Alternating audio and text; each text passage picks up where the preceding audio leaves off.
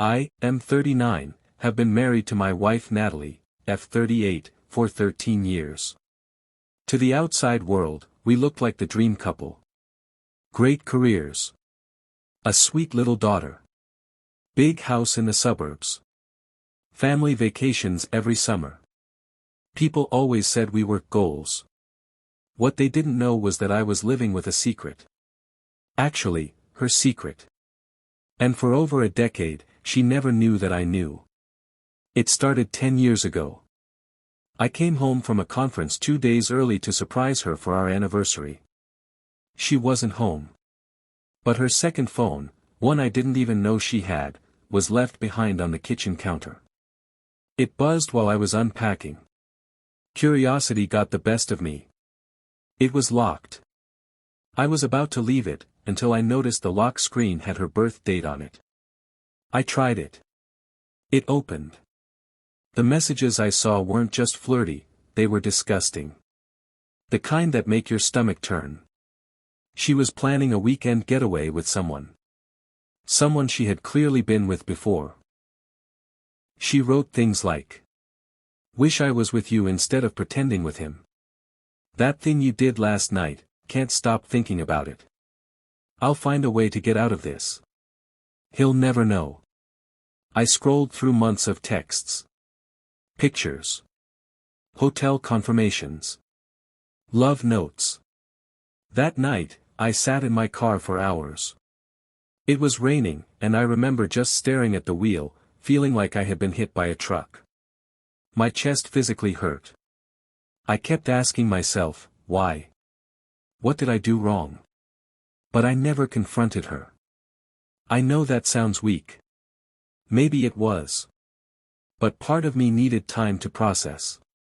Another part wanted to see how far she would go. And deep down, I wanted proof. Undeniable proof. So I started collecting. I hired a PI. He was good, like really good. He found everything. Photos, phone records, even receipts. I found out this wasn't some random fling. It was a full-blown affair with someone from our past. And this is where it gets worse. It was Jason. My former best friend. The man who stood beside me on my wedding day. The guy who used to crash on my couch when his life was falling apart. That guy. They'd been seeing each other behind my back for over 3 years at that point. She even had the nerve to bring him around, acting like nothing was going on. It destroyed me. But again, I kept quiet. I smiled. I played the devoted husband. Not for her. For our daughter. She was just a toddler then. And I couldn't stand the thought of breaking up her home. I told myself I'd wait until she was older. That I'd find the right moment. That moment came 5 years later. Lily, our daughter, got sick, not serious, just recurring fevers. The doctor recommended some genetic screening, just in case. And that's when the unthinkable happened. Out of instinct, pure curiosity, I submitted my own DNA alongside hers. The results came back. We weren't a match. My stomach dropped. I retested. Same results. Lily wasn't mine. I locked myself in the bathroom that day and cried. Like a child. That kind of grief mixed with betrayal, it's like drowning while being set on fire. But again, I said nothing. Because despite the truth, Lily was mine in every way that mattered. She called me daddy. She looked for me when she had nightmares. I raised her. I taught her to swim. I showed her how to ride a bike. I was her father, biology be damned. So I stayed. For her. All the while, I collected more evidence. Not just for revenge. But because I wanted to own the truth when the time came. I wanted her to know that I knew everything, and chose to wait. I wanted to see her world fall the way mine did. Fast forward to 6 months ago. Natalie changed. Again. More distant. More snappy. More girls' trips that I wasn't invited to. I could tell she was checking out. I started preparing myself mentally. Something was coming. And it did. 2 months ago, I came home from work to find her sitting in the living room with a folder on the coffee table. She looked relieved. Like a weight was off her shoulders. She handed me the folder. Divorce papers. She said she needed to find herself and wanted to be honest about the fact that she'd been seeing someone else. Someone she had history with. I just nodded. Then she said the line that still rings in my head. I know this is sudden, but I've been unhappy for a long time. I didn't want to hurt you, Marcus. I want this to be amicable. She thought she had the upper hand. That I was some clueless husband she could walk away from while holding on to her dignity. But she was wrong.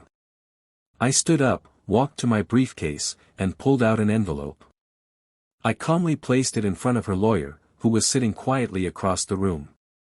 Give this to your client, I said. He opened it. As he read, his face turned pale. He handed it to Natalie without saying a word. Inside were high-res photos of her and Jason from over 8 years ago. Hotel records. Phone transcripts. Her private messages. And the paternity test. She didn't even make it to the last page. She froze. Hands trembling. Tears welling up. Then came the stammering. Marcus. I didn't mean, this isn't what it looks like. I calmly stood. I've known for 10 years, Natalie. Every lie. Every night. Every time you told me you were going to the spa or visiting your sister. She was sobbing now. Her lawyer looked like he wanted to crawl out of his skin. And you know what hurts the most? I continued. Not that you cheated. Not that you slept with him. Not even that Lily's not biologically mine. She gasped. It's that you let me raise her with love and honesty while you fed me betrayal and poison every day. I turned to the lawyer. I'm not contesting the divorce. In fact, I welcome it. But I want full custody.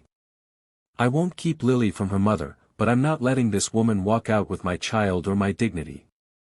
Natalie couldn't even speak. Eventually, her lawyer nodded and said they'd get back to me. They never did. 2 weeks later, I received her signed agreement. Full custody. No alimony. No claims. Jason. He tried to play the hero. Even threatened legal action over defamation. Until I released a second envelope, to his employer. Turns out they don't take kindly to HR violations and 10 years of deceit involving a client's wife. He lost everything. His job. His house. Even his own marriage. Turns out, he was married the whole time too. As for me, I moved to a new town with Lily. She's thriving. Happy. Safe. She doesn't know the whole truth yet. One day, I'll tell her. But for now, I just want her to know love and peace. Sometimes, people say I was too patient. That I should have exposed Natalie years ago. But here's what I've learned. Revenge is sweetest when it's quiet. When they think they've won, then suddenly realize you've been holding the real cards all along. She never knew I knew. But when she found out, it broke her. And I never looked back.